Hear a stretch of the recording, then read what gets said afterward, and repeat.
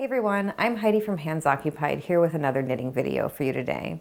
In this video, I'm going to walk you through how to do a Norwegian purl stitch.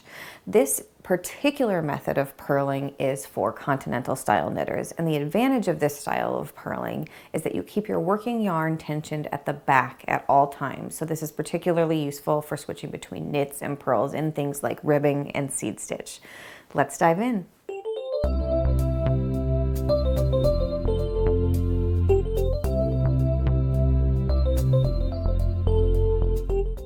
If you're a continental style knitter, tensioning or holding the yarn in your left hand, chances are your purls will look something like this, created with the working yarn at the front of the work. And knit stitches will look like this with the working yarn at the back. To avoid the jumping back and forth with our working yarn, we can do something called a Norwegian purl stitch. And that is what one looks like. You'll notice the working yarn is at the back instead of the front for the duration of working this stitch. With Norwegian purls, you don't have to play jump rope with your working yarn to switch to a knit stitch, which can be really helpful. So here's how to do it. You'll insert your right hand needle behind your working yarn and into the next loop on your left hand needle.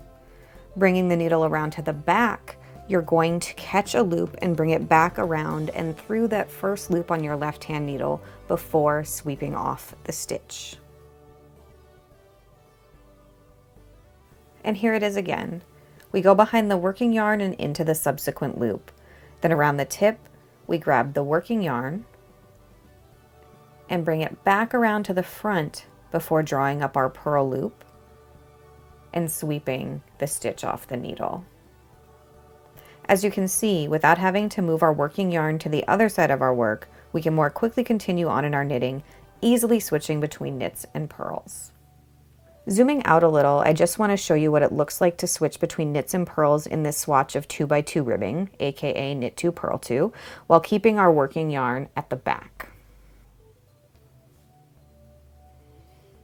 If you're wondering why you'd want to use the Norwegian purl as a knitter, this purling method not only lets you knit with your yarn always tensioned at the back, but it also is known for helping knitters address tension issues with continental purling. It turns out a lot of people struggle with continental purling, so when I started continental knitting, I thought it was just me, but oh no. It turns out a lot of folks have that same issue, and the Norwegian purl can be a way to help. And that was a quick overview of how to do a Norwegian purl in continental style knitting. If you have any questions, go ahead and reach out in the comments. Give us a thumbs up if you like what you saw, and subscribe for even more video tutorials. Thank you so much for watching.